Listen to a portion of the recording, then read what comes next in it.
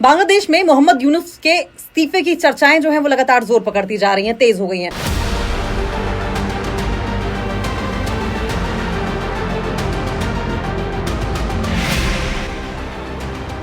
बांग्लादेश की अंतरिम सरकार के मुखिया मोहम्मद यूनुस के इस्तीफा देने की इच्छा जताने वाली खबर ने देश में राजनीतिक बहस और ज्यादा तेज कर दी है।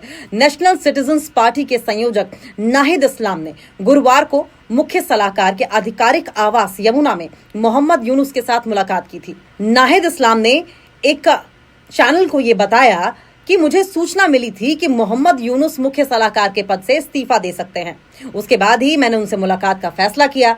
दूसरी ओर बांग्लादेश नेशनलिस्ट पार्टी यानी कि बीएनपी ने राष्ट्रीय सुरक्षा सलाहकार समेत अंतरिम सरकार के सभी विवादास्पद सलाहकारों को हटाने की मांग उठाई। बांग्लादेश के विदेश सचिव जसीमुद्दीन के अचानक इस्तीफे से भी मोहम्मद यूनुस के इस्तीफे की चर्चा को हवा मिली है। इससे पहले बीएनपी नेता इशहाक हुसैन के समर्थकों ने भी स्थानीय सरकार यानी कि लोकल गवर्नमेंट के सलाहकार आसिफ महमूद संजीव भुइयां और सूचना सलाहकार महफूज आलम के इस्तीफे की मांग को लेकर ढाका की सड़कों पर विरोध प्रदर्शन किया था। और इस बीच एनसीपी के एक शीर्ष नेता ने अंतरिम सरकार के 3 सलाहकारों को बीएनपी प्रवक्ता बताते हुए धमकी भी दी थी। अगर सुधार संबंधी सिफारिशों को लागू नहीं किया गया तो वे उनके इस्तीफा देने को मजबूर कर देंगे। इनमें कानूनी सलाहकार प्रोफेसर आसिफ नजरुल, वित्त सलाहकार सलाउद्दीन अहमद और योजना सलाहकार डॉक्टर वायुद्दीन महमूद शामिल हैं। अब देखिए बीएनपी की ओर से मांग क्यों की गई। इस उठापटक के बीच ये अफवाह फैल गई कि मुख्य सलाहकार मोहम्मद यूनुस अपने पद से इस्तीफा देना चाहते हैं और इसके बाद विभिन्न राजनीतिक दलों, समाज के विभिन्न तबकों के साथ ही व्यापार जगत से जुड़े लोग भी इस खबर पर अलग अलग प्रतिक्रिया दे रहे हैं। एनसीपी के नाहिद इस्लाम ने मोहम्मद यूनुस से मुलाकात के बाद एक चैनल को बताया कि हम आज सुबह से ही देश के मौजूदा हालात को लेकर मुख्य सलाहकार के इस्तीफे की खबर सुन रहे थे, इसलिए मैं उस मामले पर बातचीत के लिए उनसे मिलने गया था। अब आगे इस्लाम ने क्या कहा। दरअसल इस्लाम ने कहा कि मुख्य सलाहकार ने मुलाकात के दौरान मौजूदा हालात पर चिंता जताते हुए कहा कि देश की मौजूदा परिस्थिति में वो काम नहीं कर पाएंगे। उन्होंने इस्लाम से कहा कि अगर सभी राजनीतिक दलों में आम सहमति नहीं बनी तो इस तरह काम नहीं कर सकते। मुख्य सलाहकार का यह भी कहना था कि सामूहिक आंदोलन के बाद उनको इस पद के लिए चुना गया था, लेकिन अब जिस तरह से आंदोलन चल रहा है और उनको बंधक बनाया जा रहा है उस हालत में काम करना संभव नहीं है। नाहिद इस्लाम ने मुख्य सलाहकार से अपने पद पर बने रहने की अपील की है। उन्होंने प्रोफेसर यूनुस को कहा है कि वो आम लोगों के आंदोलन की उम्मीदों और राष्ट्रीय सुरक्षा और देश के भविष्य को साथ लेकर मजबूत बने रहें। इसके साथ ही तमाम दलों में आम सहमति के मुद्दे पर बढ़ते रहें। इस्लाम ने उम्मीद जताई है कि इस मामले में उनको तमाम पक्षों का सहयोग मिलेगा। इस्तीफे के बारे में मोहम्मद यूनुस के रवैये पर नाहिद इस्लाम का कहना था कि अब अगर राजनीतिक दल चाहते हैं वो इस्तीफा दे दें तो क्या वो क्यों रहेंगे। दरअसल अब यूनुस का ये कहना है कि अगर राजनीतिक दल ही चाहते हैं कि मैं इस्तीफा दे दूं तो मैं क्यों बना रहूंगा इस पद पर। इस्लाम के मुताबिक मुख्य सलाहकार ने इस्तीफे के मुद्दे पर विचार करने की बात कही है। इस्लाम ने बताया कि मोहम्मद यूनुस ने अपने इस्तीफे के मुद्दे पर विचार करने का भरोसा दिया है। दरअसल उनको लगता है कि मौजूदा हालात में वो काम नहीं कर सकेंगे। और इसके अलावा अगर हम गुरुवार की बात करें और पहले की, तो दिन भर विभिन्न घटनाओं के बाद बीएनपी ने दोपहर प्रेस कॉन्फ्रेंस की अंतरिम सरकार के विवादास्पद सलाहकारों को हटाने की मांग की है। बीएनपी स्थायी समिति के सदस्य खांडेकर मुशर्रफ हुसैन ने कहा है कि अंतरिम सरकार की तटस्थता बनाए रखने के हित में हमने कुछ विवादास्पद सलाहकारों को हटाने की मांग की थी। उनके बयान और कामकाज सरकार की छवि को धूमिल कर रहे थे। उनका ये कहना था कि सरकार की छवि बनाए रखने के लिए उनको हटाना जरूरी है। राष्ट्रीय सुरक्षा सलाहकार की ताजा टिप्पणियों ने नया विवाद पैदा कर दिया है। इस्लामी आंदोलन बांग्लादेश के वेरीफाइड फेसबुक पेज से एक पोस्ट में कहा गया कि इस्लामी आंदोलन बांग्लादेश गण अधिकारी परिषद और नेशनल सिटीजन्स पार्टी सहित 5 दलों की कल एक आपातकालीन बैठक हुई।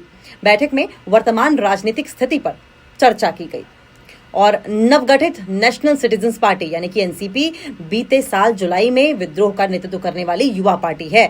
इसके मुख्य संयोजक दक्षिण हसनत अब्दुल्ला ने फेसबुक पोस्ट में लिखा कि देश और राष्ट्र के हित में इस अप्रत्याशित विभाजन का समाधान खोजना चाहिए। इस बीच जमाते इस्लामी के आमिर शफीकुर रहमान ने मुख्य सलाहकार मोहम्मद यूनुस से देश की मौजूदा परिस्थिति को ध्यान में रखते हुए जल्द एक सर्वदलीय बैठक यानी कि ऑल पार्टी मीटिंग बुलाने की बात की है। पार्टी ने अपनी बैठक में देश की मौजूदा राजनीतिक परिस्थिति पर विचार विमर्श के बाद यह अपील की कि सरकार के सलाहकार आसिफ महमूद ने फेसबुक पर एक पोस्ट किया था। उन्होंने इसमें कहा है कि आप बांग्लादेश आवामी लीग, उत्तर और दिल्ली गठबंधन में शामिल होकर जिस मगरमच्छ को आमंत्रित कर रहे हैं वो आपको खा जाएगा। बांग्लादेशी राजनीति में नॉर्थ या उत्तर शब्द आमतौर पर छावनी का जिक्र करने के लिए किया जाता है। उनका कहना था, हमें मौत का कोई डर नहीं है, कुछ खोने का भी कोई डर नहीं है, लेकिन एकमात्र अफसोस ये है कि लोकतांत्रिक बदलाव और इस देश के लोगों का भाग्य सकारात्मक दिशा में आगे नहीं बढ़ सकेगा। शायद सपने देखने और सपने टूटने का दर्द ही इस देश की नियति बन गया है। दरअसल 14 मई से आंदोलन शुरू हुआ था। अब देखें तो दूसरी ओर सूचना सलाहकार महफूज आलम ने अपने फेसबुक स्टेटस पर अतीत में किसी विभाजनकारी टिप्पणी के लिए और शब्दों के चयन पर खेद जताया है। उन्होंने लिखा कि देशभक्त ताकतों की एकता अपरिहार्य है।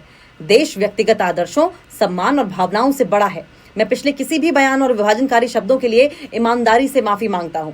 महफूज आलम ने उम्मीद जताई है कि भविष्य का बांग्लादेश उसी स्थिति में लोकतांत्रिक और समावेशी होगा जब हम पुरानी व्यवस्था के विभाजनकारी नारों और आरोप प्रत्यारोप से बचेंगे। बांग्लादेश के दुश्मन एकजुट और आक्रामक हैं। दरअसल ये भी लिखा उन्होंने कि ये धैर्य और एकता की परीक्षा का दौर है, इसमें पास होना ही होगा। आलम ने सरकार में रहने तक सामूहिक आंदोलन में शामिल तमाम ताकतों के प्रति सम्मान और संवेदनशीलता बरतते हुए देश हित में काम करते रहने की इच्छा जताई है। इससे पहले बीएनपी नेता इशराक हुसैन के समर्थकों ने सरकार के एक सलाहकार आसिफ मोहम्मद और सूचना सलाहकार महफूज आलम के इस्तीफे की मांग में ढाका की सड़कों पर एक रैली आयोजित की थी। हुसैन को ढाका दक्षिण सिटी कॉरपोरेशन के मेयर के तौर पर शपथ दिलाने की मांग में बीएनपी के कार्यकर्ताओं और समर्थकों ने बीती 14 मई से आंदोलन शुरू कर दिया था।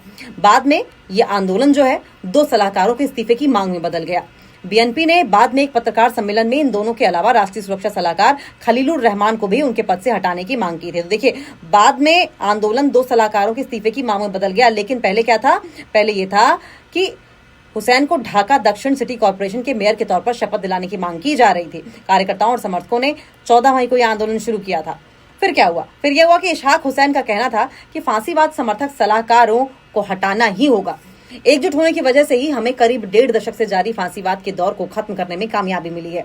देश के हित में इस एकजुटता को बनाए रखना बेहद जरूरी है। अब इस पे सेना प्रमुख क्या बोले हैं? बांग्लादेश के विदेश सचिव जसीमुद्दीन ने इस्तीफा दे दिया है। ऐसा कहा जा रहा है कि अंतरिम सरकार के मुखिया मोहम्मद यूनुस और विदेशी मामलों के सलाहकार तौहीद हुसैन के साथ कथित मतभेदों और तालमेल नहीं बैठ पाने की वजह से उन्होंने ये फैसला लिया है। करीब 8 महीने पहले ही उनकी नियुक्ति की गई थी।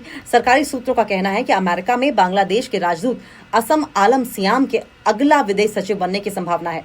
इससे पहले बुधवार को सेना प्रमुख वकार उज जमान ने कहा था कि देश में दिसंबर तक आम चुनाव कराए जाने चाहिए। उनका कहना था कि देश के भविष्य के बारे में फैसला करना किसी निर्वाचित सरकार का ही विशेषाधिकार है।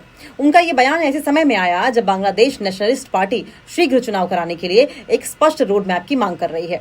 बीएनपी के सदस्य मिर्जा फखरुल इस्लाम ने बताया कि देश के लोकतांत्रिक भविष्य पर नई काली छाया मंडरा रही है।